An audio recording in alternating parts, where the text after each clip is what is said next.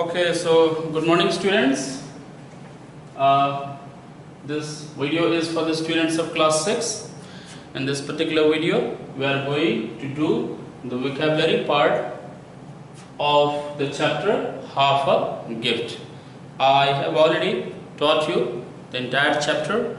I have already explained you the entire chapter. I have described you the characters of the chapter, what you learned from the chapter, and what exactly the entire story is all about. I've already taught you. Now we are going to do the vocabulary part. Okay, I'm going to pick the important vocabulary, important words which are from your examination point of view, which you will use in your daily life, while speaking, while writing, while conversing with someone. So it's important to learn vocabulary. I've already put some previous videos also with regard to word power. I have taught you how to use the words, how to find the part of speech of a particular word and one synonym of that particular word and one antonym with a sentence based on that word. I've already taught you. So in the similar fashion, in the similar way, we are going to do this particular section also, this particular part also. So the first word which is in your textbook, which is in the vocabulary part, is the word excitement.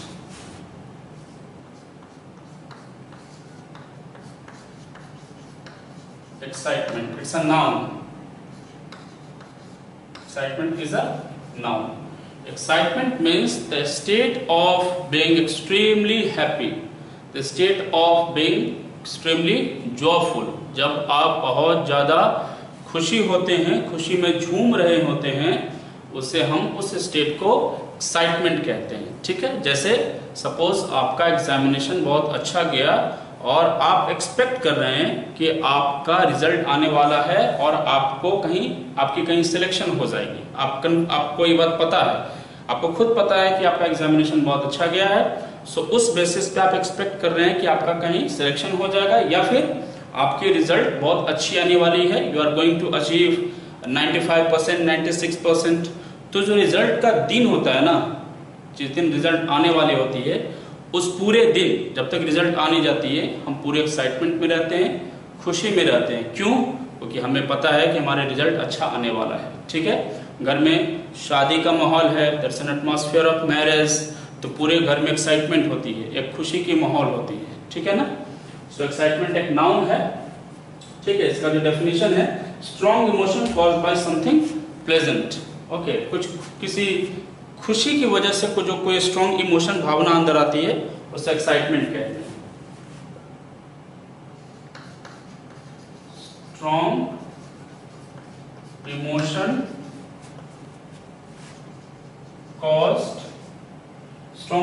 caused by something pleasant. Pleasant मतलब खुशी.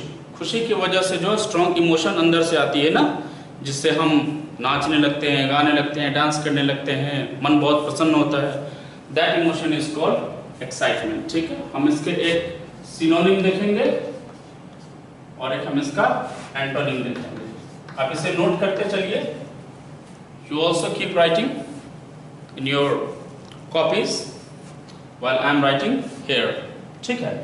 सो excitement मतलब बहुत ज्यादा खुशी. तो इसका एक हम ले लेंगे, नाउन भी लेंगे, जॉय. ठीक है, और एंटोनिम लेंगे हम सॉरो. जब किसी की डेथ हो जाती है घर पे तो सॉरो का माहौल हो जाता है, जो इमोशन आती है अंदर से वो सॉरोफुल इमोशन आती है. और जब खुशी का माहौल होता है तो जॉयफुल इमोशन होती है, यानी कि हम एक्साइटमेंट में होते हैं. ठीक है ना. ओके, इससे हम सेंटेंस देखते हैं. आप इसे में नोट करते चलेंगे अपने साथ. Sentence.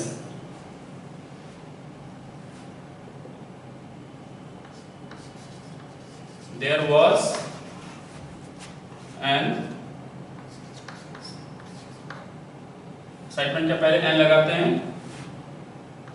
There was an excitement in the ये आपको यहाँ पे आ रहा होगा. ठीक है, in the entire family, there was an excitement in the entire family. आपको ये यहाँ पे आ रहा है, चलो अगली बार से मैं इसको थोड़ा इधर खींच लूंगा। There was an excitement in the entire family, पूरी फैमिली में खुशी का माहौल था। एक्साइटमेंट देखिए एक नाउन की तरह मैंने यूज किया है, आर्टिकल के बाद एक नाउन यूज होता है, आपको पता है, ग्रामर में पढ़ा होगा आपने, तो मैंने इसको एक नाउन की तरह यूज किया है। सेकंड जो आपका वर्ड है इसमें वो है, कुछ ऐसा वर्ड्स हैं जिसको मैं वर्बली ही आपको एक्सप्लेन कर देता हूं, इसका डेफिनेशन दिया हुआ है बुक में, उसका कोई एंटोनिम सिनोनिम बनाते नहीं हैं हम, ठीक है।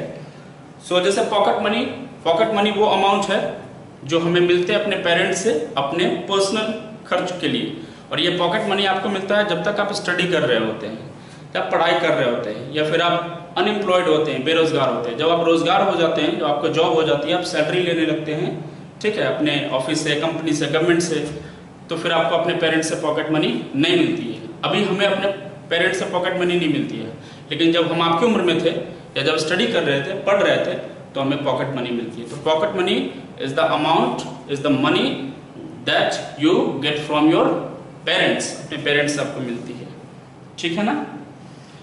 उसका जिसमें एक वर्ड है पुश कार्ट। पुश कार्ट मैंने आपको बताया था, it's a kind of cart which is pushed by hand. ये दो पहिए का कार्ट होता है जिससे हाथ से हम पुश करते हैं, खींचते हैं, ठीक है ना। हाथ से खींचा जाने वाला जो गाड़ी होता है वो पुश कार्ट होता है। अब पुश कार्ट नहीं हम मार्केट में देखते हैं, पुराने जमाने में पुश कार्ट हुआ करता है। अब तो ऑटो हो गई है, रिक्शा है, अपनी बाइक है, तो पुश कार्ट की जरूरत नहीं पड़ती है, लेकिन पुराने जमाने में चीजों को खींचने के लिए, सामान को ढोने के लिए पुश कार्ट का यूज किया जाता था। सेंट मैंने आपको बताया था, सेंट एक जैसे हमारे यहाँ पैसे होते हैं, रुपया और पैसा, वैसे ही अमेरिका में डॉलर और सेंट्स होते हैं, ठीक है ना। Cent is the smaller unit of money. पैसे का जो छोटा अमाउंट होता है, यूनिट होता है, उसे हम सेंट कहते हैं अमेरिका में। नेक्स्ट वर्ड जो है इसका हम एंटोसिनोनिम बना सकते हैं, वो है वाइल्ड। वाइल्ड, वाइल्ड का तो वैसे आप मतलब जानते होंगे, जो जंगली जानवर होते हैं, वाइल्ड एनिमल, एक तो पेट एनिमल होते हैं और एक वाइल्ड एनिमल होते हैं। तो हम इस सेंस में एक्चुअली यहाँ पे जंगली जानवर के सेंस में इस बुक में नहीं यूज किया हुआ है, वाइल्ड किसी दूसरे सेंस में यूज किया हुआ है। एग्जैक्टली वाइल्ड जो है ना, एक्साइटमेंट के ही सेंस में यूज किया गया है, ठीक है ना। लेकिन ये इसके जो पार्ट्स ऑफ स्पीच है वो बदल जाते हैं। वाइल्ड जो है ना, ये एडजेक्टिव है, एक्साइटमेंट नाउन है, ठीक है ना, और वाइल्ड जो है वो एडजेक्टिव है। इसका मतलब हुआ mad in excitement, mad in excitement, खुशी में पागल हो जाना। मतलब जैसे कुछ स्टूडेंट्स को मैंने देखा है, कुछ स्टूडेंट्स को देखा है मैंने कि वो एक्सपेक्ट कर रहे हैं कि उन्हें 75 से 80 के बीच में आएगा मैथ्स में, या फिर उनका ओवरऑल जो परसेंटेज होगा बोर्ड में वो 75 से 80 के बीच में रहेगा। ऑल ऑफ अ सडन वो देखते हैं कि उनका जो रिजल्ट है वो 96% है। तो अब तो उन्होंने ये चीज एक्सपेक्ट नहीं किया था, उन्होंने ये आशा नहीं लगाई थी कि उनको 96% आ जाएगा। अब जब 96% आती है तो अब वो क्या हो जाता है, वाइल्ड विद एक्साइटमेंट हो जाते हैं, खुशी से पागल हो जाते हैं। मतलब एक्साइटमेंट जब बहुत ज्यादा बढ़ जाए तो आदमी वाइल्ड हो जाता है, ठीक है ना, मतलब मैड इन एक्साइटमेंट हो जाता है। इसका एक हम सिनोनिम देखेंगे और एक एंटोनिम देखेंगे। एक नया वर्ड दे रहा हूं आपको, याद कीजिएगा, ये बहुत ज्यादा यूज्ड वर्ड है, खूब यूज होता है ये वर्ड। तो सिनोनिम होता है एक्सटैटिक। एक्सटैटिक मतलब वही होता है बहुत ज्यादा खुश, ठीक है ना। यहाँ पे वाइल्ड में पहले बता दिया है मैंने आपको कि ये जंगली जानवर के सेंस में यूज नहीं हो रहा है, ये खुशी के सेंस में हो जाता है, ठीक है ना, मैड इन एक्साइटमेंट। और इसका एक सिनोनिम हम एक्सटैटिक लेंगे, मतलब बहुत ज्यादा खुश हो जाना, झूमने लगना खुशी से। और इसका एक सिनोनिम अगर लेंगे तो इसी सेंस में ले लेते हैं, एंटोनिम लेंगे तो इसी सेंस में ले लेते हैं। एंटोनिम उसका एक हो जाएगा डलनेस या डल, वाइल्ड का डल हो जाएगा। नेस नहीं लगाएंगे, नेस लगाएंगे तो नाउन हो जाएगा, ठीक है ना। या फिर आप इसको सॉरोफुल भी ले सकते हैं, सॉरो, ठीक है ना। वाइल्ड मतलब खुशी से झूम जाना, स्टैटिक, और कोई चीज बुरी हो गई, हम परेशान हो गए उससे, इसके लिए सॉरो, मतलब हमें दुख है उस बात का, दुख का ऑपोजिट खुशी, ठीक है ना। इससे हम सेंटेंस बनाते हैं। सेंटेंस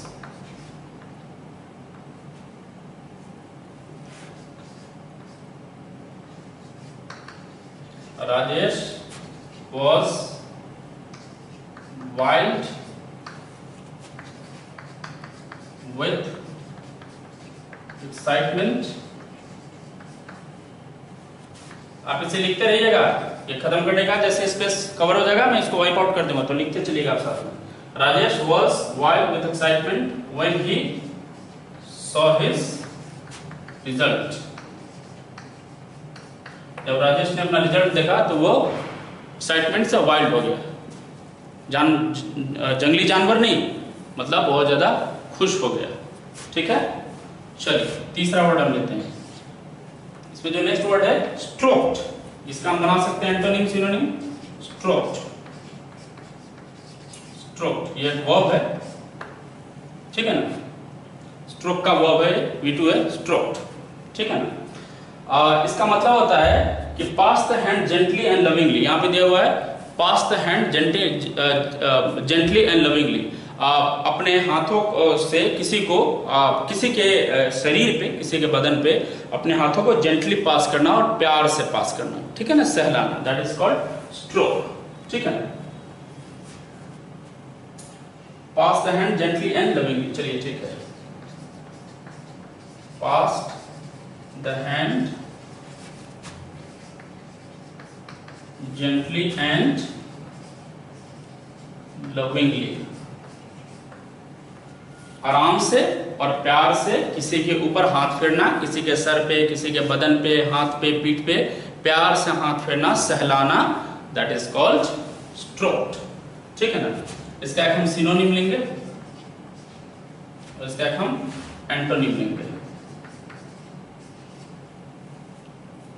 जेंटली किसी के ऊपर हाथ फेरना स्ट्रोक कहलाता है, ठीक है ना। इसके लिए एक बहुत अच्छा वर्ड है केयरेस्ट। केयरेस्ट, केयरेस्ट मतलब ये होता है प्यार से, ठीक है ना, आराम आराम से किसी के ऊपर हाथ सहलाना, हाथ फेरना, ठीक है ना। और प्यार से अगर किसी के ऊपर हाथ फैलाए तो इसका उल्टा क्या होगा, ऑपोजिट क्या होगा, हैंड का मूवमेंट, स्लैप करना, ट्रापर मारना, दोनों में हाथ का ही मूवमेंट हो रहा है। किसी के ऊपर हाथ फेरना प्यार से तो वो हो जाएगा केयरेस्ट या स्ट्रोक्ड, और किसी को गुस्से से, लविंगली नहीं, प्यार से नहीं, गुस्से से मारना, स्लैप्ड।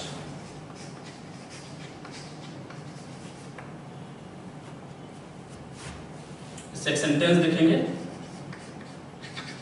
तो हम छोटा छोटा सेंटेंस बनाएंगे, सिंपल सेंटेंस जो आपको समझ में आए और आप उसी बेसिस पे आगे बना भी सकें।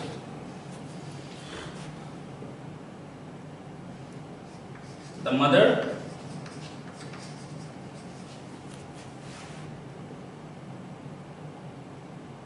stroked her hand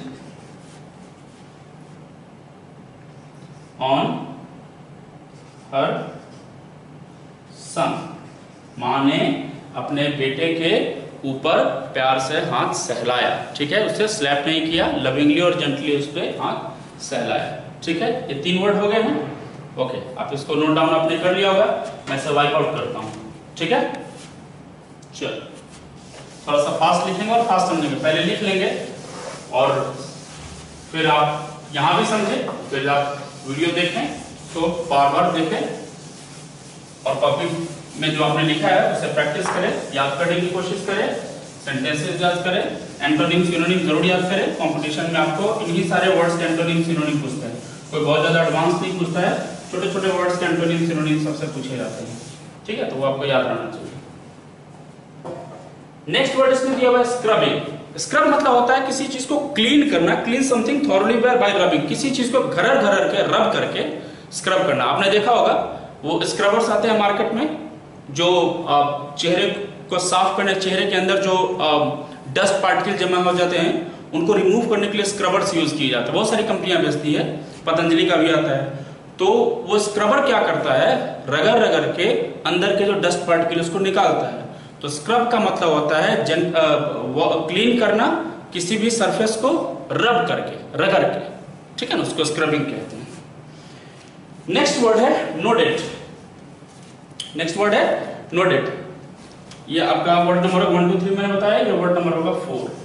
ठीक है, नोटेड। मैं इसका V1 लेकर के चलता हूं। नोट V1 होता है, noted V2, noted V3, noting V4, notes V5। ठीक है, एक वर्ब है। नोट मतलब होता है make a movement with the head to say yes, अपने सर को इस तरीके से हिलाना कि आप सामने वाले को ये दिखाए कि हाँ यस मैं इस चीज से के लिए राजी हूं। ठीक है, जैसे अगर मैं आपसे पूछूं कि are you ready to learn some new words, तो आप लोग हाँ भी कह सकते हैं यस बोल के, और अगर आप हेड के मूवमेंट से अगर आप कहना चाहते हैं कि हाँ सर हम रेडी हैं बोल के नहीं सर हिला के, तो उसको कहते हैं यस। ठीक है ना, make a movement with the head to say yes, make a movement with head to say yes. हाँ कहने के लिए जो सर हिलाया जाता है सहमति दिखाने के लिए कि हाँ मैं इस चीज के लिए तैयार हूं या इस चीज के लिए मैं राजी हूं, सहमत हूं, उसके लिए जो हेड का मूवमेंट किया जाता है उसको नॉट कहते हैं। ठीक है ना, इसका एक हम सिनोनिम देखेंगे, इसका एक हम एंटोनिम देखेंगे। बहुत ही आसान है। अगर आप किसी भी चीज के लिए अगर हाँ कर देते हैं यानी कि आप उसके साथ अग्री करते हैं, आप मान लेते हैं कि हाँ ये ठीक, चलो ये आप जो कह रहे हो वो बिल्कुल सही है या फिर मैं ऐसा ही करूंगा। ठीक है, तो इसका हो जाएगा अग्री। अग्री मतलब सहमति दिखाना। ठीक है, और इसी अग्री का एंटोनिम बना दीजिए आप डिसएग्री। डिसएग्री इसी एंटोनिम, इसी अग्री का एंटोनिम डिसएग्री बना दीजिए, तो नोट का भी एंटोनिम हो जाएगा डिसएग्री। डिसएग्री मतलब सहमति नहीं दिखाना, और अग्री मतलब सहमति दिखाना। सहमति कब दिखाई जाती है? जब आप हाँ बोलते हैं, बोल के या सर हिला के। ठीक है, अब हम इससे we are going to make a sentence.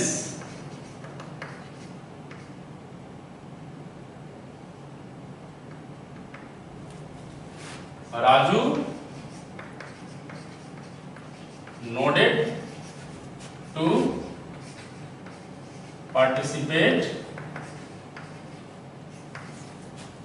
in the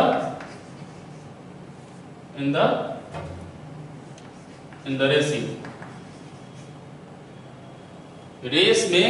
racing में, ठीक है ना, रेसिंग कंपटीशन में भाग लेने के लिए राजू ने सर हिलाया, कहा कि हाँ। राजू पहले से कह रहा था कि नहीं मैं नहीं रेसिंग कंपटीशन में भाग लूंगा, लेकिन जब उसके फ्रेंड्स ने उसे कन्विंस किया, मनाया, तो फिर राजू ने कहा ठीक है, ओके आई एम रेडी, यानी कि उसने अपना सर हिलाया रेसिंग कंपटीशन में भाग लेने के लिए। रेसिंग आप इसे नहीं करें, फिर ये दूसरे सेंस में हो जाएगा इन द रेस कर रहे। रेस में पार्टिसिपेट करने के लिए, दौड़ में पार्टिसिपेट करने के लिए उसने सहमति दिखाई, हाँ कहा। फिफ्थ वर्ड आपका इसमें है फ्लश्ड। बहुत अच्छा वर्ड है ये, फ्लश, FLUSH। मैं इसका वर्ब लेकर V1 लेकर के चल रहा हूं, ये भी एक वर्ब है। Flush, flushed, flushed, flushing, flushes. ठीक है, अब इस फ्लश का मीनिंग क्या होता है? फ्लश मतलब होता है, एक फ्लश मतलब तो होता है बहा देना। फ्लश मतलब बहा देना, टू ड्राइव समथिंग, मतलब liquid, to drive the liquid away, पानी को बहा देना। लेकिन यहाँ पे इस चैप्टर में फ्लश का बहाने के सेंस में मीनिंग नहीं दिया है। इसमें फ्लश का मीनिंग जो दिया है वो बताया है कि खुशी से चेहरा लाल हो जाना या शर्म से चेहरा लाल हो जाना, उसे कहते हैं फ्लश। ठीक है, जैसे जब लड़की की शादी तय होती है, कहा जाता है कि तुम्हारी शादी होने वाली है और क्या तुम्हें ये लड़का पसंद है। अगर उस लड़की को वो लड़का पसंद है तो वो थोड़ा सा शर्मा के उसके चेहरा जो है, उस लड़की का चेहरा फ्लश करने लगता है, यानी कि चेहरा उसका लाल हो जाता है शर्म से। या फिर अगर आप बहुत ज्यादा कॉन्फिडेंस है किसी चीज को लेके, तो भी आपका चेहरा फ्लश होने लगेगा। ठीक है ना, तो इसका मतलब होता है बिकम रेड इन फेस, चेहरा लाल हो जाना शर्म से या फिर कॉन्फिडेंस से। ठीक है ना, बिकम रेड इन फेस, चेहरा लाल हो जाना। ठीक है ना, चेहरा लाल हो जाना। किसका चेहरा फ्लश हो गया था सुन के? इसी चैप्टर से आप सोचो, याद करो कि किसका चेहरा लाल हो गया था। तब तक मैं इसका यहाँ सिनोनिम लिखता हूँ। इसका एक सिनोनिम इसी में दिया हुआ है, बहुत अच्छा वर्ड है ब्लश। मैं कोई दूसरा वर्ड यूज नहीं करूंगा। ब्लश और फ्लश दोनों का सेम मतलब होता है, ठीक है ना। और इसका एक एंटोनिम होता है पेल, PAL। जब आपका फेस ब्लश कर रहा हो या फ्लश कर रहा हो तो आपका चेहरा लाल हो जाता है, शर्म से या फिर प्राउड से, घमंड से और खुशी से। लेकिन जब आपका चेहरा उदास हो जाता है, ठीक है ना, समझे, जैसे आपका रिजल्ट आया, बहुत अच्छा रिजल्ट आया, सब तारीफ कर रहे हैं, सारे लोग तारीफ कर रहे हैं, तो आपका चेहरा फ्लश होने लगेगा, ब्लश होने लगेगा, इतनी खुशी होगी। या फिर आपको थोड़ा थोड़ा शर्म भी आने लगेगा कि कितने लोग तारीफ कर रहे हैं, या फिर आपको कॉन्फिडेंट फील होगा, ऐसा कुछ होगा। लेकिन वही अगर रिजल्ट खराब हो गया तो आपका फेस पेल हो जाएगा, यानी कि आपका चेहरा लटक जाएगा, आपका चेहरा धीमा पड़ जाएगा, आप थोड़ा सा सौरो महसूस करेंगे, थोड़ा सा दुख महसूस करेंगे, ठीक है ना। अब इससे एक हम सेंटेंस बनाते हैं।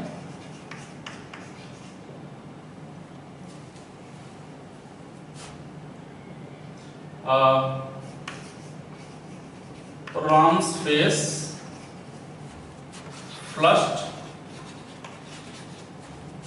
when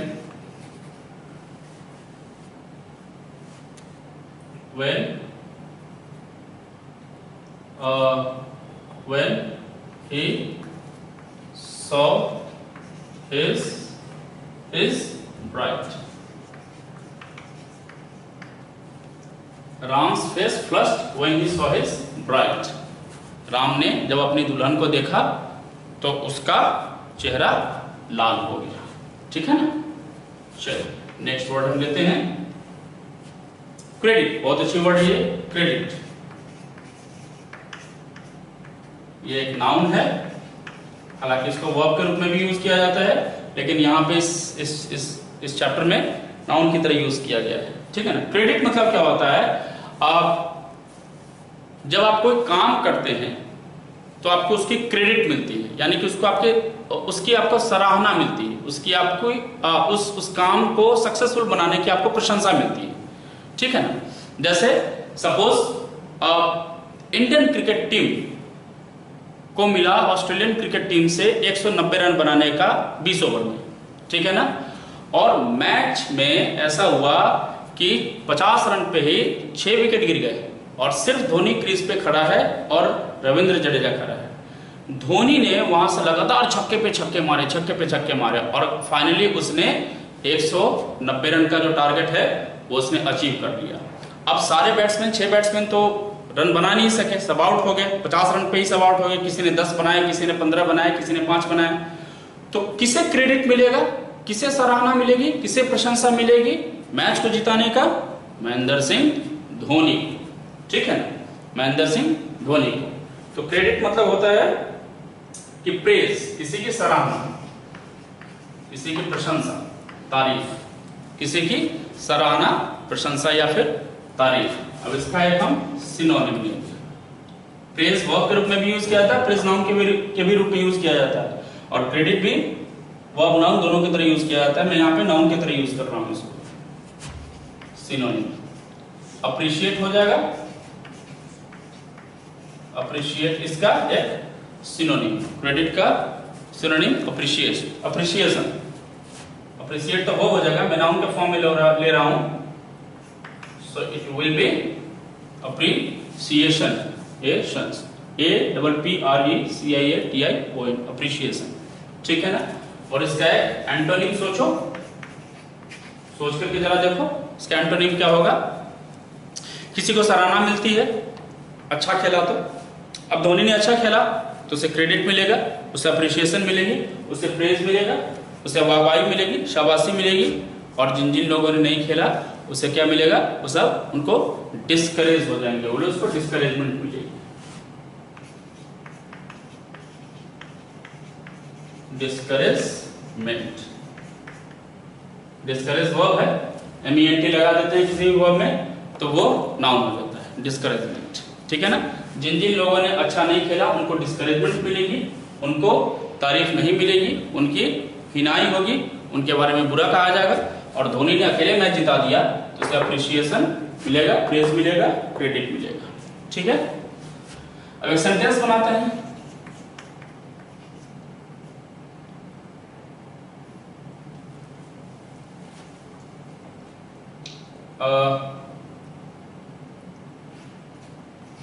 जो said that he didn't want any credit for what he was doing।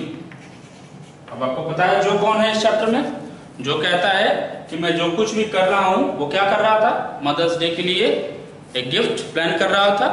तो पापा ने कहा ये बहुत अच्छी क्रेडिट, ये बहुत अच्छा सोच है आपका, बहुत अच्छी विचार है और इसका क्रेडिट तुम्हें जाता है। तो जो कहता है कि नहीं, मैं वह कोई क्रेडिट नहीं चाहता था, कोई अप्रिशिएशन, कोई प्रेज, कोई सराहना, कोई तारीफ नहीं चाहता था इस बात के लिए कि वह क्या प्लान कर रहा है।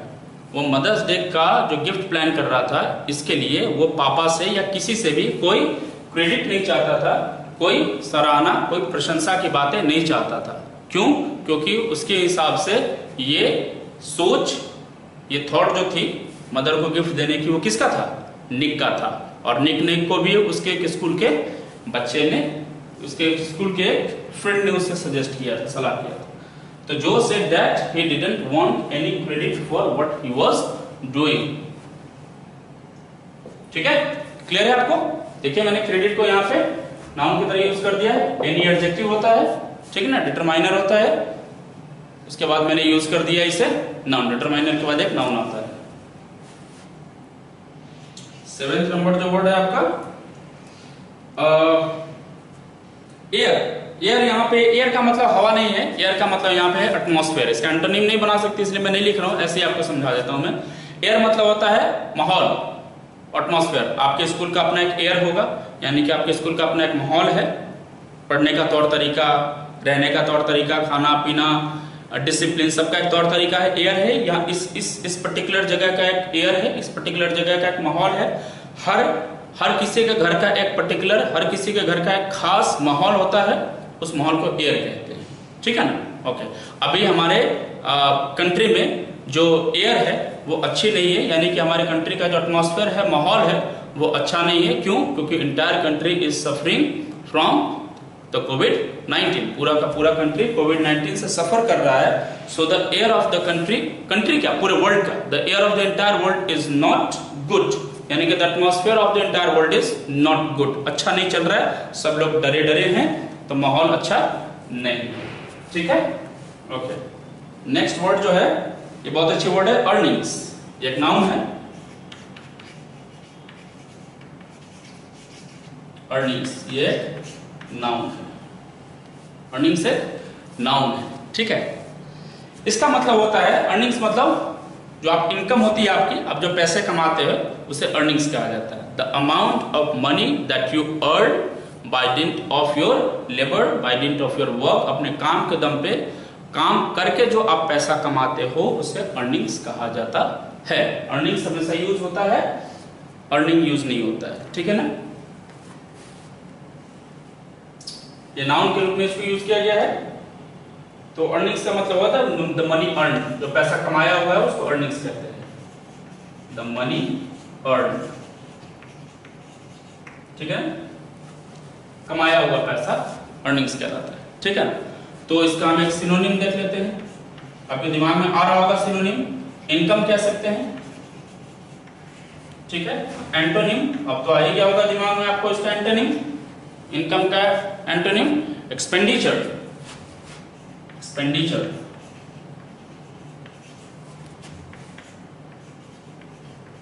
अर्निंग और इनकम सिनोनिम है। अर्निंग मतलब इनकम, इनकम मतलब अर्निंग, जो पैसा आता है, घर में आता है कमा करके, इन होता है, इनकम से अर्निंग कहते हैं। और एक्सपेंडिचर जो पैसा घर से बाहर खर्च के लिए जाता है, जो सैलरी होती है वो घर आती है और फिर वो पैसा मार्केट में जाती है सामान खरीदने के लिए, किसी को देने के लिए, दूध वाले को देने के लिए, बिजली बिल देने के लिए, है ना, लॉन्ड्री वाले को देने के लिए, टीचर्स को देने के लिए। तो जो पैसा बाहर जाता है वो एक्सपेंडिचर होता है, और जो पैसा कमा करके घर में आता है उसको अर्निंग्स या इनकम कहते हैं। ठीक है,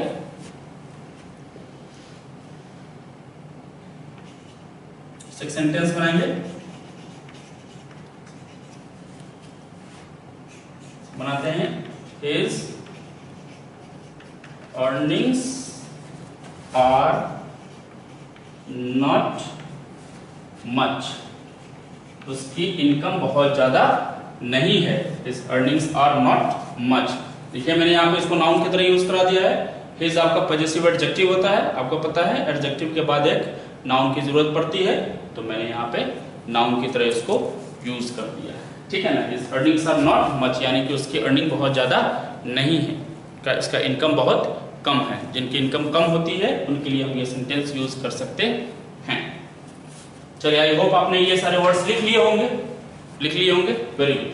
अब मैं इसको वाइप आउट करता हूं और नेक्स्ट वर्ड्स पे आता हूं। वर्ड्स की बच्चों प्रैक्टिस बहुत जरूरी है। मैं इस तरीके से अगर आपको बताता चलूं, समझाता चलूं, आपको अभी तो समझ में आ जाएगी, ठीक है, लेकिन अगर आप इसकी प्रैक्टिस नहीं करेंगे तो कुछ दिनों के बाद you are bound to forget this words. आप मजबूर हो जाएंगे इन वर्ड्स को भूलना। क्यों? क्योंकि इंसान की फितरत होती है भूलने की, इंसान का ये नेचर होता है भूलना। उसका माइंड उन चीजों को अपने अंदर ज्यादा वक्त तक नहीं रख पाता है जिन चीजों को वो रेगुलर प्रैक्टिस नहीं करता है। वो सारे वर्ड्स जिनको आप रेगुलर प्रैक्टिस में नहीं लाएंगे, यूज में नहीं लाएंगे, वो वर्ड्स एक वक्त आएगा 5 दिन, 10 दिन, 15 दिनों के बाद वो वर्ड्स आपके कॉन्टैक्ट से, आपके रीच से, आपके यूज से बाहर निकल जाएंगे, फिर आप वो वर्ड भूल जाएंगे। मैं आपको बार बार कह रहा हूं, वोकैबुलरी पढ़ने का सबसे अच्छा, वोकैबुलरी सीखने का सबसे अच्छा तरीका है कि उस वर्ड का पार्ट ऑफ स्पीच जान करके सेंटेंस के आधार पे उस वर्ड को कैसे यूज किया गया है और डेली लाइफ में, डे टू डे लाइफ में उन वर्ड्स को हम यूज कर सके। तब जा करके वो आपने अपने लाइफ में पापा पापा और फादर मदर इतना बार बोला होगा कि अब पूरी जिंदगी आप फादर मदर वर्ड का मीनिंग नहीं भूलेंगे, कभी नहीं भूलेंगे, ठीक है ना। आपने अपने वर्ड, अपने लाइफ में फैन वर्ड, इलेक्ट्रिसिटी वर्ड, चौक, बुक, कॉपी, ये सारे इंग्लिश ऐसे वर्ड्स हैं जिनको आपने इतना ओवर एंड ओवर यूज किया है, बार बार यूज किया, अपनी आंखों के सामने देखा है कि अब वो आपके दिमाग में जाकर के स्टिक हो गए, यानी कि चिपक गए। अब पूरे जिंदगी आप फादर वर्ड का मीनिंग नहीं भूलेंगे, पूरे जिंदगी आप फैन वर्ड का मीनिंग नहीं भूलेंगे, पूरे जिंदगी आप चौक का मीनिंग नहीं भूलेंगे, बुक का मीनिंग नहीं भूलेंगे, अंकल का मीनिंग नहीं भूलेंगे, टीचर का मीनिंग नहीं भूलेंगे, कभी नहीं भूलेंगे। क्यों? क्योंकि इन सारे वर्ड्स को आपने over and over again use किया है, ठीक है। तो अगर आप इन सारे वर्ड्स को ओवर एंड ओवर अगेन जहां कहीं भी जरूरत हो आप उससे यूज करेंगे तो आपके मेमोरी में वो फ्रेश रहेगी, आपकी मेमोरी में वो बैठी रहेगी और आपके यूज में आता रहेगा, वो आपके पहुंच से बाहर नहीं जाएगा।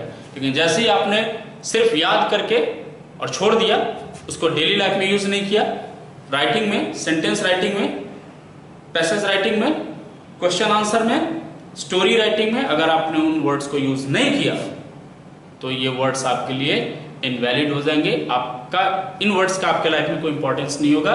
ये आप इनको जाने या ये आपको नहीं जाने कोई फायदा नहीं होगा। सो आप इसको यूज करिए, इसको प्रैक्टिस में लाए, ठीक है।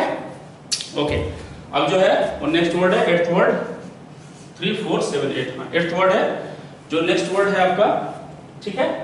अच्छा, इसमें जो एक वर्ड दिया हुआ है कॉम, ठीक है ना, आपको पता है कॉम मतलब होता है कंघी। इस सेंटेंस, इस चैप्टर में कॉम को कंघी की तरह यूज नहीं किया गया है। कॉम को किस तरीके से यूज किया गया है? क्लचर आपने देखा है, जो लेडीज क्लचर यूज करती हैं अपने बालों को स्टैंड करने के लिए, रोक करके रखने के लिए, ताकि वो नीचे की तरफ फिसल के गिरे नहीं, ठीक है ना। तो क्लचर जो होता है ना, उस सेंस में यहाँ पे कॉम को यूज किया गया है, ठीक है ना। ये अपने बाल को संवारने के लिए भी यूज किया जाता है इसको। और एक तो कॉम होता है कंघी, जिससे हम बाल को स्ट्रेटन करते हैं, सीधा करते हैं। अ पीस ऑफ प्लास्टिक और metal with teeth worn by women to hold the hair in place or as an ornament। एक ऐसा प्लास्टिक का ऑर्नामेंट, एक प्लास्टिक का सामान, ठीक है ना, श्रृंगार प्रसाधन, जिसे औरत यूज करती है और उसके कुछ दांत निकले होते हैं क्लचर के फॉर्म में, जो क्लच कर लेते हैं, बाल को पकड़ लेते हैं, जहां है वहीं पे स्टैंड कराने के लिए, वहीं पे एज इट इज रखने के लिए, ठीक है ना। तो यहाँ पे कॉम का कंघी के रूप में यूज नहीं किया गया है, क्लचर के रूप में यूज किया जाता है। नेक्स्ट वर्ड जो आपका इसमें है वो वेयरली है। वेयरली ये एक एडवर्ब है, आपको पता है जिस भी वर्ड के आखिरी में ly लग जाता है, जिस भी नहीं, मोस्ट ऑफ द वर्ड, अगर एडजेक्टिव के आखिरी में ly अगर लग गया तो वो आपका एडवर्ब बन जाता है। एडवर्ब ऑफ मैनर पढ़ा होगा आपने। एडवर्ब वेरीली मतलब क्या होता है? पूरी तरीके से थका हुआ, completely exhausted, looking very tired, बहुत ही थका हुआ जैसा लगे, उसको वेरीली कहते हैं। कौन है यहाँ पे वेरली? कौन वेरली बिहेव कर रही थी? कौन वेरली मॉप कर रही थी, स्क्रब कर रही थी, वॉश कर रही थी, क्लीन कर रही थी फ्लोर को? सोचिए, लुकिंग वेरी टायर्ड, बहुत ही थका हुआ महसूस करना, बहुत ही थका हुआ महसूस करना उसे कहते हैं वेरली। इसका एक हम सिनोनिम देखेंगे। क्या सिनोनिम होता है? डलली। डल मतलब भी होता है थका हुआ, बहुत एनर्जी वाला नहीं। जब इंसान, जैसे हम लोग दिन भर काम करते हैं तो रात में जब जाते हैं घर पे तो डल हो जाते हैं, यानी कि टायर्ड हो जाते हैं, एग्जॉस्टेड हो जाते हैं, थक जाते हैं। और मॉर्निंग में फिर हम क्या हो जाते हैं? सुबह सुबह जब उठते हैं तो मॉर्निंग में हम पूरी रात सो के उठे होते हैं, फ्रेश फील करते हैं, तो उसके लिए हम लोग यूज करते हैं, इसका एंटोनिम हो जाएगा लाइटली। तो हो जाएगा लाइटली। लाइटली यहाँ प्रकाश के सेंस में नहीं, लाइटली यहाँ पे प्रकाश के सेंस में नहीं, लाइटली एनर्जी के सेंस में। डल्ली मतलब बहुत ही टायर्ड होकर के, थके हुए सेंस में, और लाइटली मतलब बहुत ही एनर्जेटिक फील करके, इनकरेज्ड फील करके, अंदर से ताकत महसूस करते हुए, पावर महसूस करते हुए। ठीक है, इसे हम सेंटेंस बनाते हैं। ये दोनों एडवर्ब ही है, ly मैंने लगा दिया है। सेंटेंस बनाते हैं।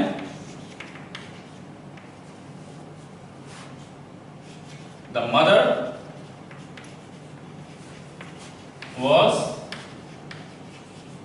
walking on the road wearily, completely थकी हुई थी माँ और रोड पे चल रही थी। काफी थकी होकर के माँ रोड पे चल रही थी, काफी टायर्ड होकर के, एग्जॉस्टेड होकर के, काफी डल होकर के, बॉडी में एनर्जी नहीं थी। इस तरीके से वॉक करना, ऐसे वॉक करना डल होता है, मतलब एनर्जी नहीं है। और जब आप लाइटली चलते हैं तो आप ऐसे चलते हैं, क्योंकि आप में एनर्जी होती है, ताकत होती है। ठीक है, ओके, चलिए 9th वर्ड देखते हैं। आप इसमें क्या है? नेक्स्ट वर्ड है मॉपिंग अप। ठीक है, मॉप अप मतलब होता है क्लीन करना, साफ करना। आपको बताया मैंने, मॉप जो होता है, मॉपर जो होता है, एक स्टिक में लगा हुआ कपड़े, स्टिक से कपड़ों का छोटा छोटा फटा हुआ पार्ट होता है, जिससे हम खड़े होकर के साफ करते हैं। ठीक है ना, उसको मॉपर कहते हैं। और उससे वह बनता है मॉप अप मतलब क्लीन करना, फर्श को क्लीन करना, साफ करना। रैक्स क्या होते हैं? रैक्स फटे हुए जो कपड़े होते हैं ना, फटे हुए जो कपड़े होते हैं, फटे पुराने कपड़े जो होते हैं, उसको रैक्स कहते हैं। ठीक है ना, आपने बेगर्स को देखा होगा ना, वो रैक्स पहने होते हैं, फटे पुराने कपड़े पहने होते हैं, जो मैले कुचले, डर्टी, टोर्न, फटे हुए जो कपड़े होते हैं, उनको रैक्स कहा जाता है। ठीक है ना, आपके घर में जब कपड़े पुराने हो जाते हैं, जैसे आपका वेस्ट है, गंजी है, बनियान है, ये जब पूरी तरीके से फटने वाला होता है, वो पूरी तरीके से गंदा हो चुका होता है, उसको आप यूज नहीं कर सकते, तो वो क्लॉथ अब किस में कन्वर्ट हो जाता है? रैक्स में कन्वर्ट हो जाता है, फटे पुराने कपड़े। Scrub pail, a bucket with water in it for cleaning and scrubbing the floor. Scrub pail क्या होता है? एक तरह का बाल्टी होता है जिसमें पानी रखे होते हैं, और उस पानी को मॉप से निकाल के या फिर हम रैक से, फटे हुए कपड़े से निकाल करके फर्श को क्लीन करते हैं। ठीक है, रिंगर क्या होता है? एक डिवाइस होता है, a device for squeezing out water from cloth. कपड़े में फंसे हुए पानी को निचोड़ करके बाहर निकालने के लिए जिस डिवाइस, जिस टूल का यूज किया जाता है, उसे रिंगर कहते हैं।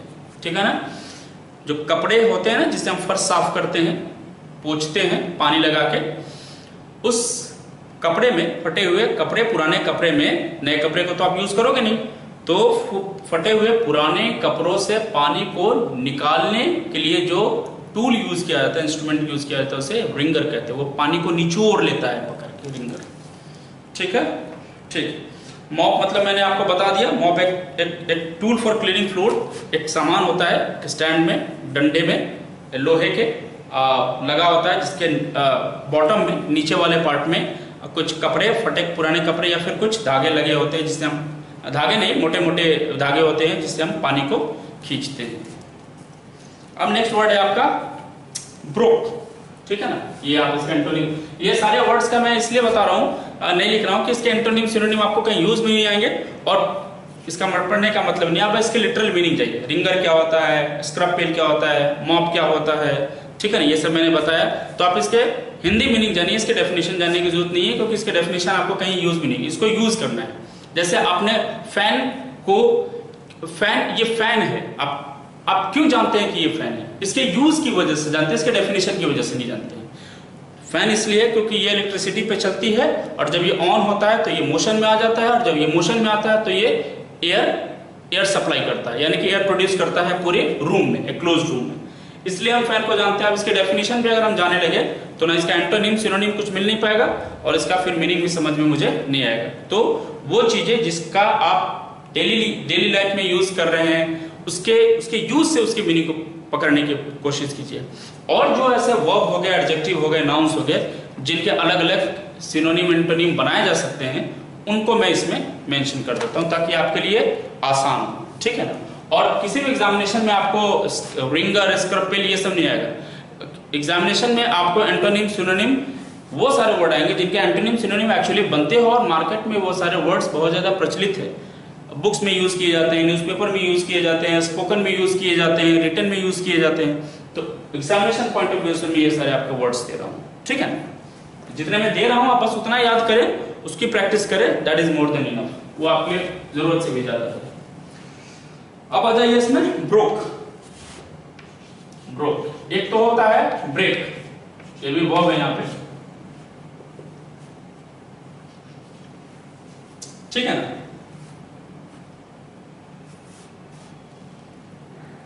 ठीक, ये वर्ब है। एक ब्रेक का तो मतलब होता है तोड़ना, जिसका V2 होता है broke. Break, broke, broken, breaking, breaks. Break मतलब तोड़ देना किसी चीज को पार्ट्स में, उसको डिसलोकेट कर देना, अलग अलग कर देना।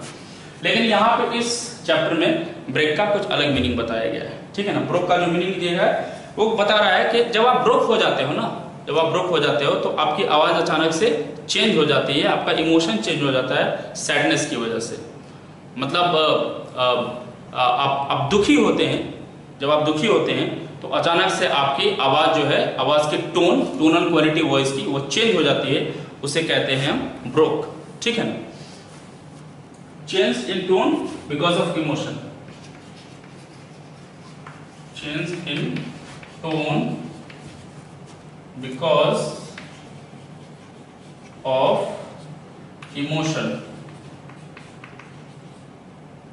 भावनाओं की वजह से, भावना की वजह से, कोई एक पर्टिकुलर इमोशन, किसी ख्याल, किसी भावना की वजह से कोई बात आपके मन में गई, कोई भावना आपके मन में आई, कोई सोच आपके मन में आया, कोई विचार आपके मन में आया, उस विचार को जब आपने अपने दिमाग में घुमाया, उसको घुमाने की वजह से जो आपकी आवाज अचानक से बदल जाती है, नेगेटिव वर्ड ये है, जो आपकी आवाज अचानक से बदल जाती है, दुख भरा आवाज हो जाता है, उसको ब्रोक कहते हैं, ठीक है ना।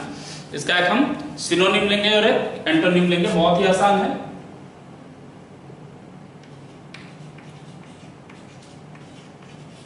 सैड, ठीक है ना। मैं इसको यहां पे एडजेक्टिव की तरह यूज कर रहा हूं क्योंकि इसका फिर मुझे वर्ब के रूप में बनाना मतलब आपके लिए ठीक नहीं होगा, ठीक है ना। तो सैड इसका हम ले लेते हैं, यानी कि जब आपकी वॉइस ब्रेक होती है, यानी कि जब आपकी वॉइस ब्रोक हो जाती है तो आप सैड फील करते हैं। क्यों? क्योंकि आपकी आवाज से सैडनेस महसूस होती है, ठीक है ना। तो इसको एडजेक्टिव के रूप में मैं यूज कर सकता हूं। एंटोनिम इसका लेंगे, सैड का हम क्या ले लेंगे? जॉयफुल ले लेते हैं, जॉयफुल, ठीक है ना। सेंटेंस देखते हैं।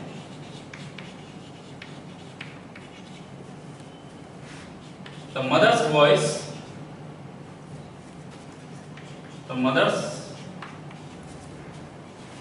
voice almost मतलब करीब करीब ब्रोक, यानी कि उसकी माँ की जो बोलने की टोन थी ना, बोलने की जो बोलने का जो आवाज वो जो आवाज थी ना वो करीब करीब ब्रेक हो गई, यानी कि करीब करीब उसकी जो आवाज थी ना खुशी से सैडनेस में बदल गई।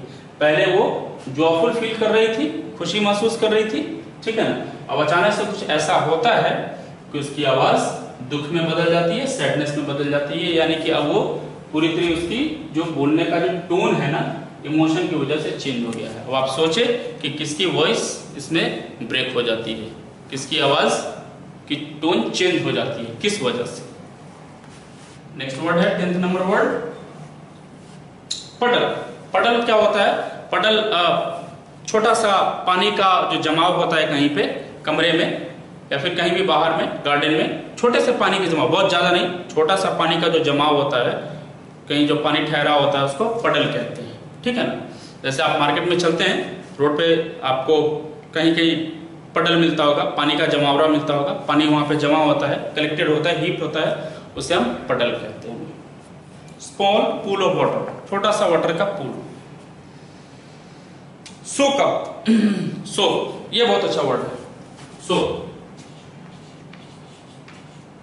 सोक अप, ये फ्रेजल वर्ब है, ये फ्रेजल वर्ब है। फ्रेजल वर्ब आपको मैंने बताया था, फ्रेजल वर्ब मैंने बताया था क्या होता है, वर्ब और प्रीपोजिशन से मिलकर के बना हुआ जो वर्ब होता है उसको फ्रेजल वर्ब कहते हैं, ठीक है। इसमें प्रीपोजिशन है, सोक इसमें वर्ब है, ठीक है ना। सोक अप मतलब होता है, सोक मतलब होता है सोख लेना किसी चीज को। सोख का हिंदी मतलब होता है सोख लेना। आप किसी चीज को सोखेगा क्या? पानी को सोख, पानी को जो सोख लिया जाता है उसको सोख कहते हैं, ठीक है ना। ऑब्जॉर्ब, रिमूव बाय सोकिंग, इसको ऑब्जॉर्ब कहते हैं, अपने अंदर ले लेना किसी चीज को। जैसे अब पानी कहीं लगी हुई है तो आप कोई ये जो ड्राई कपड़ा है आप उस पानी पे डालते हैं तो पानी क्या करता है, सारे कपड़ा क्या करता है, पानी को सोक कर लेता है, मतलब it absorbs the entire water, पूरा का पूरा पानी वो खींच लेता है कपड़ा अपने अंदर, और वो जगह जो होता है क्लीन हो जाता है, यानी कि वहां पानी रहती है। सोकअप मतलब अब्सॉर्ब, ठीक है ना। इसका एक सिनोनिम देखेंगे, उसका एक हम एंटोनिम देखेंगे, ठीक है ना। इसका एक हम सिनोनिम और एक एंटोनिम देखेंगे, ठीक है ना। तो इसका एक सिनोनिम आएगा इमर्स। इमर्स, इमर्स मतलब ये होता है सोख लेना, इमर्स मतलब सोख लेना, ठीक है ना, अपने अंदर ले लेना। अब किसी चीज को अगर हम पानी को अगर हम सोख लेते हैं अपने अंदर, और उसी पानी को फिर हम क्या करते हैं, बाहर जाकर के कहीं स्क्वीज कर देते हैं, यानी कि निचोड़ देते हैं। तो सोकिंग में पानी किसी कपड़े के या फिर मॉप के अंदर चला जाता है, और स्क्वीज करते हैं तो वही उससे बाहर निकल जाता है। तो इसका एंटोनिम हो जाएगा squeeze. Squeeze, SQU double EZE, double EZE, squeeze, ठीक है ना। सोक मतलब सोख लेना, अंदर खींच लेना, अब्सॉर्ब कर लेना, इमर्स कर लेना, और स्क्वीज मतलब निचोड़ करके बाहर निकाल देना। अब जब हम जब इस शर्ट को हम धोते हैं तो पानी के कांटेक्ट में लाते हैं तो ये शर्ट पूरा पानी को सोक कर लेता है, अब्सॉर्ब कर लेता है, इमर्स कर लेता है, और जब वही धुल जाता है कपड़ा तो कपड़े को टांगने से, हैंग करने से पहले, धूप में रखने से पहले उसको स्क्वीज करते हैं, कपड़े को निचोड़ते हैं। निचोड़ने से क्या होता है, पानी बाहर की तरफ निकल जाता है। तो एक सेंटेंस देख लेते हैं हम।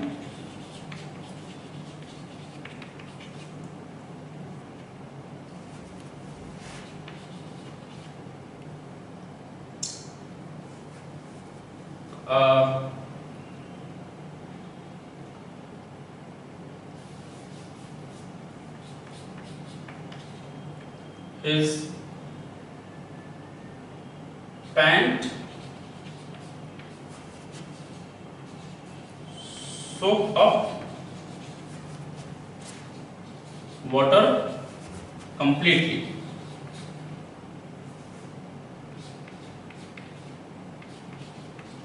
His pant soaked up water completely. उसके पैंट ने पानी को पूरी तरीके से सोख कर लिया था, सोख लिया था, अपने अंदर खींच लिया था, ठीक है ना। और जब वो पानी सोख हो जाएगा, पैंट में खिंचा जाएगा, तो उसको हम भाई उसको फिर हम ये करेंगे, ड्राई करेंगे। गीला है तो उसको फिर हम सुखाएंगे, ड्राई करेंगे, तो ड्राई करने के लिए उसको स्क्वीज करेंगे और कहीं धूप में जाकर के टांग देंगे तो वो सूख जाएगा, ठीक है ना। चलिए नेक्स्ट वर्ड है इसमें आपका रिग्रेट। रिग्रेट एक नाउन होता है, रिग्रेट एक नाउन के फॉर्म में यूज किया जाता है। रिग्रेट का क्या मतलब होता है? पश्चाताप, ठीक है ना।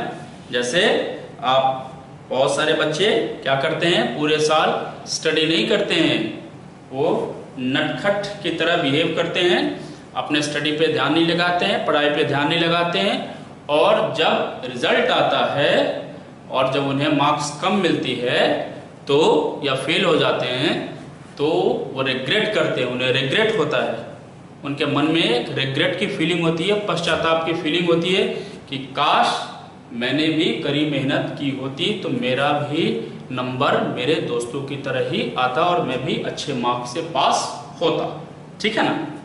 जैसे रोहित शर्मा ने क्या किया, एक वाइड बॉल को टच कर दिया बाउंड्री के चक्कर में, मतलब एक चौका मारने के लिए रोहित शर्मा ने बाउंड्री से वाइड बॉल को टच कर दिया, ठीक है ना।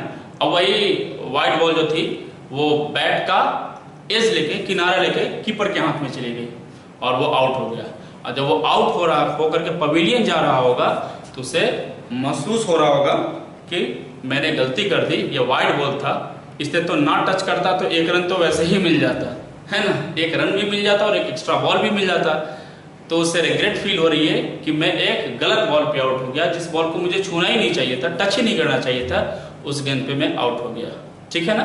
तो उसे रिग्रेट फील होगी, उसे पश्चाताप फील होगी, ठीक है ना। ओके, इसमें इसका feeling of repentance,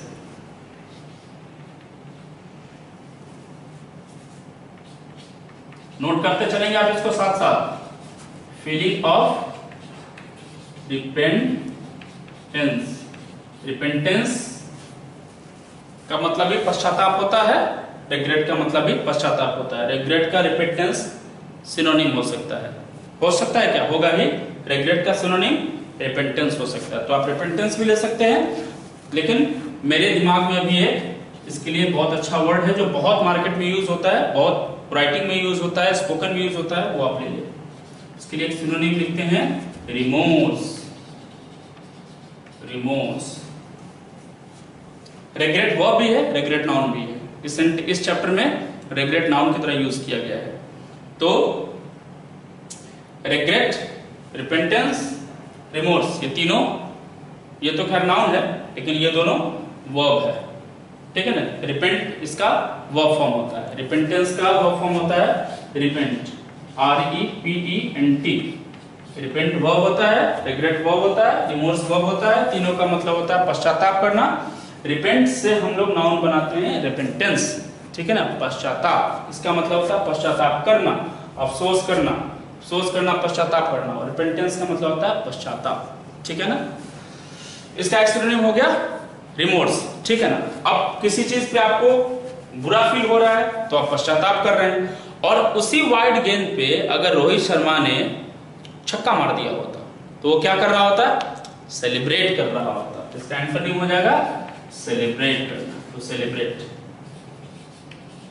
celebration noun है इसलिए मैं सेलिब्रेशन यूज कर रहा हूं। अगर वर्ब के रूप में इसको यूज करता तो सेलिब्रेट हो जाता है, ठीक है ना।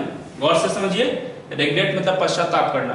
एक वाइड बॉल को रोहित शर्मा ने टच कर दिया और वो कीपर के हाथ में चला गया, कीपर ने कैच कर लिया, तो वो पवेलियन जा रहा है तो उससे रिपेंटेंस हो रहा है, यानी कि रिग्रेट हो रहा है, यानी कि रिमोर्स हो रहा है कि मैंने क्यों वाइड बॉल को टच कर दिया। और अगर उसी वाइड बॉल को अगर वो हिट करके बाउंड्री के बाहर भेज देता तो वो क्या कर रहा होता, सेलिब्रेट कर रहा होता मन ही मन, वाह बहुत अच्छा हुआ, मैंने इस वाइड गेंद पे छक्का मार दिया, ठीक है। इसे एक सेंटेंस बनाते हैं। He has no regret. He has no regret for what he has done. He has no regret for what he has done. He has no regret for what he has done. उसने जो किया है उसका उसे पछतावा नहीं है, उसका उसे अफसोस नहीं है। He has no regret, no यहाँ पे आपका एडजेक्टिव के रूप में यूज होता है, ठीक है ना। देखिए एडजेक्टिव के बाद मैंने नाउन के रूप में इसको यूज कर दिया। he has no regret for what he has done. उसे अपने किए पे कोई पश्चाताप, अपने किए पे कोई अफसोस नहीं। क्लियर है ये सारे वर्ड्स? चलिए अब आगे बढ़ता हूं।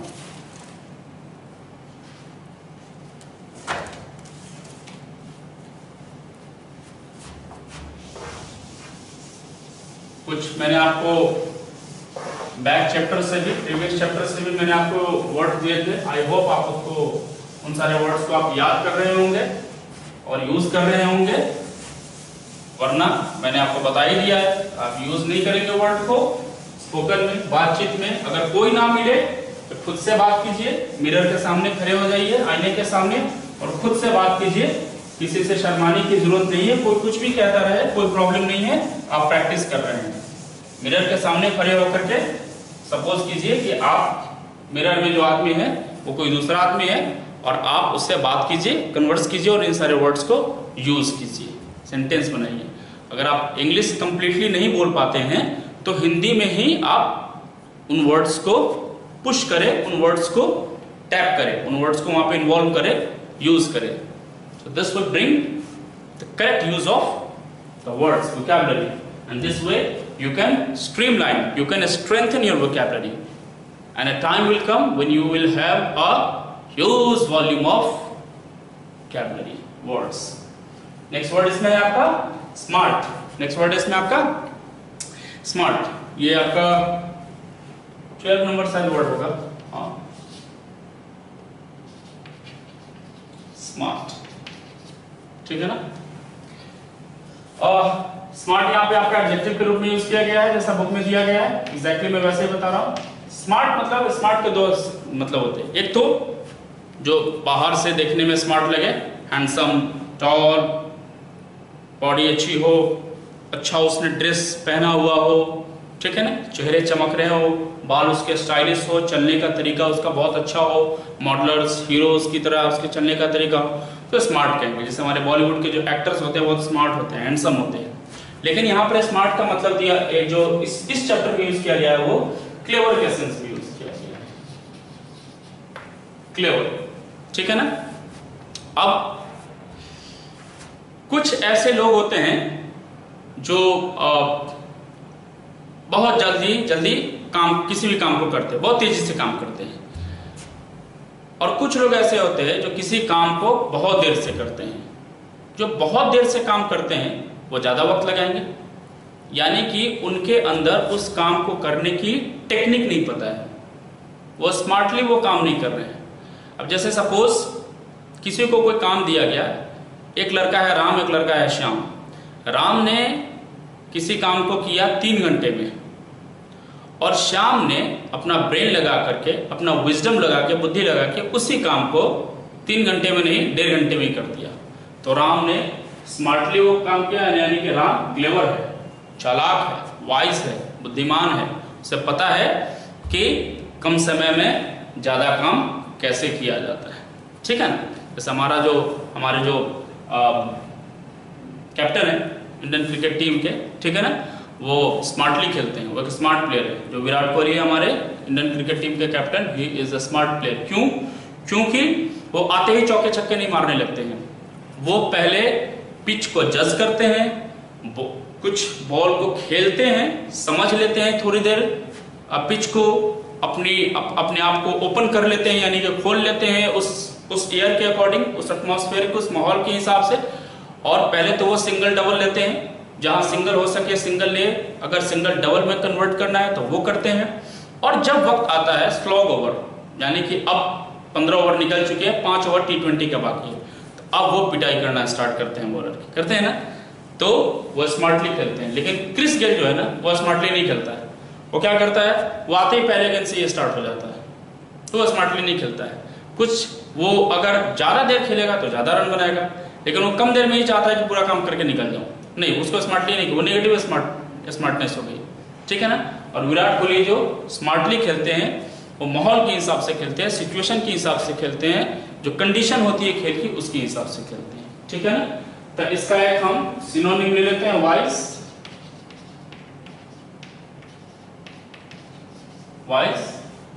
एंटोनिम ले लेते हैं। अगर कोई बुद्धिमान है, क्लेवर है, स्मार्ट है, चालाक है, उसका एंटोनिम क्या ले लेते हैं? डल। ठीक है ना, डल। ठीक है ना, वो एक स्मार्ट लड़का है। क्यों?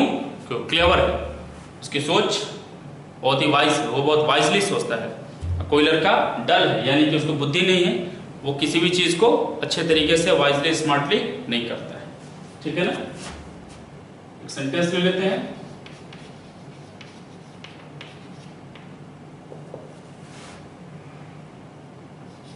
Virat Kohli is a smart sports person, sportsman,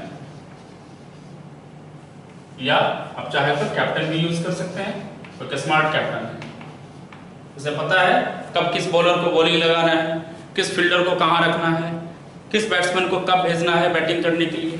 ठीक है ना, उसे ये चीज पता है।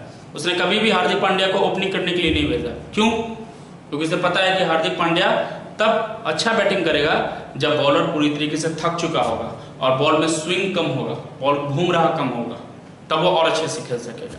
तो वो एक स्मार्ट कैप्टन है, एक स्मार्ट स्पोर्ट्स पर्सन है। उसे पता है कि किस चीजों को क्लेवरली, वाइजली कैसे करना है। ठीक है ना। नेक्स्ट वर्ड है, जो लास्ट वर्ड है आपके इस पूरे के पूरे चैप्टर का, ये वर्ड है डिमॉन्स्ट्रेट। बहुत अच्छा वर्ड है, बहुत ही बेहतरीन वर्ड है। ये आपको बहुत सारे एग्जामिनेशन में मैंने देखा इस वर्ड को का एंटोनिम सिनोनिम पूछा है। ठीक है, इसको देखो, डिमॉन्स्ट्रेट। डिमॉन्स्ट्रेट, डिमॉन्स्ट्रेट मतलब होता है दिखाना, कुछ करके दिखाना, कुछ करके दिखाना। जैसे सपोज आपके क्लास में कोई एक लड़का है जो कहता है कि मैं टाइगर श्रॉफ की तरह डांस करता हूं, वो कहता है कि मैं ऋतिक रोशन की तरह डांस करता हूं, तो आप उसे कहेंगे अच्छा जरा डिमॉन्स्ट्रेट करके दिखाओ, यानी कि जरा डांस करके दिखाओ, किसी भी चीज को दिखाना। ठीक है ना, जैसे हॉकर्स आते हैं ना, फेरी वाले साड़ी बेचने के लिए गांव में, या फिर कपड़े बेचने के लिए, तो कहते हैं कि मेरे पास बनारसी साड़ी है। तो किसी लेडी को अगर बनारसी साड़ी अगर पसंद है तो वो क्या कहती है? डिमॉन्स्ट्रेट करो, मतलब दिखाओ, खोल के दिखाओ कहाँ है तुम्हारे पास साड़ी, तब मैं डिसाइड करूंगी कि वो साड़ी खरीदूंगी या नहीं। तो डिमॉन्स्ट्रेट मतलब show by doing something, how show by doing something, show by doing something. Something का शॉर्ट फॉर्म ऐसे ही लिखते हैं हम लोग, STH लिखते हैं, तो आप STH को समथिंग माने। Show by doing, show by doing how something works, how something works, कोई चीज कैसे काम करता है, या कोई आदमी या कोई चीज कैसे काम करता है, ये दिखाना, उसे डिमॉन्स्ट्रेट कहते हैं। ठीक है ना, इसका एक हम सिनोनिम बताते हैं, इसका एक हम एंटोनिम बनाते हैं। डिमॉन्स्ट्रेट करना मतलब होता है दिखाना। ठीक है ना, तो इसका हम एक सिनोनिम बना सकते हैं, डिस्प्ले। ये बहुत अच्छा वर्ड है। डिस्प्ले मतलब ये होता है दिखाना, करके दिखाना। ठीक है ना, और एंटोनिम उसका होता है, अगर कोई चीज को आप दिखाओगे तो उसका एंटोनिम क्या होगा? छुपाओगे तो उसको हाइड कर देंगे। अब जैसे सपोज मैंने आपको कहा कि आपने मुझसे पूछा कि सर आपको ट्रायंगल बनाने आता है? हाँ आता है। सर जरा डिमॉन्स्ट्रेट करके बताओ। मैंने डिमॉन्स्ट्रेट कर दिया, ये रहा ट्रायंगल। सर आपको इस ट्रायंगल के सारे एंगल्स पता है? हाँ पता है। सर जरा डिमॉन्स्ट्रेट करके दिखाओ, पहली एंगल, दूसरी एंगल और तीसरा एंगल। ठीक है ना। सर इसके सारे साइड्स पता है आपको? हाँ बिल्कुल पता है। सर डिमॉन्स्ट्रेट करके बताओ। ये है साइड BC, ये साइड AB BC AC। मैंने दिखा दिया आपको कि मुझे ट्रायंगल बनाना आता है, मुझे ट्रायंगल के एंगल्स पता है, साइड्स पता है, वर्टेक्स पता है, वर्टिसेस पता है। तो किसी भी चीज को करके दिखाना, इसे कहते हैं डिमॉन्स्ट्रेट। ठीक है, इसका सिनोनिम होगा डिस्प्ले और एंटोनिम होगा हाइड। हाइड मतलब छुपा लेना, और डिस्प्ले और डिमॉन्स्ट्रेट मतलब दिखा देना कि कैसे कोई काम करता है। ठीक है ना, एक सेंटेंस बनाते हैं।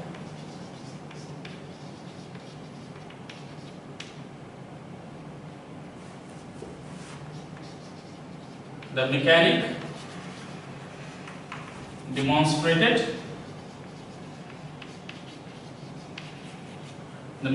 demonstrated how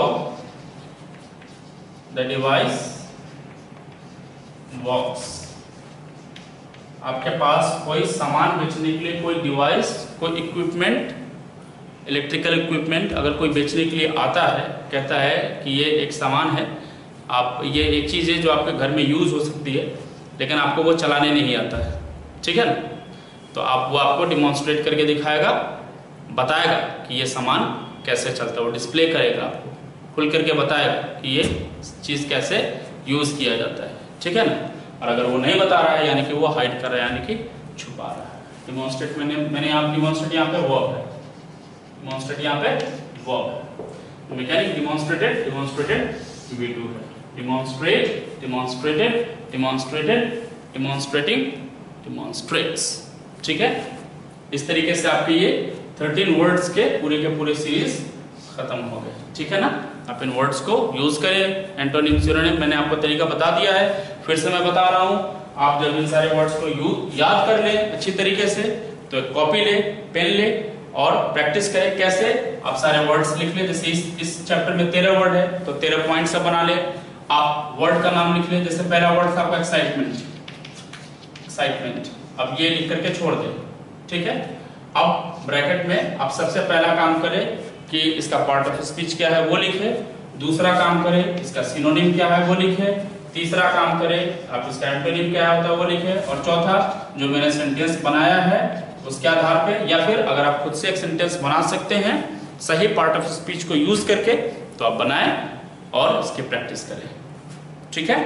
तो मिलते हैं अगले सेशन में, थैंक यू।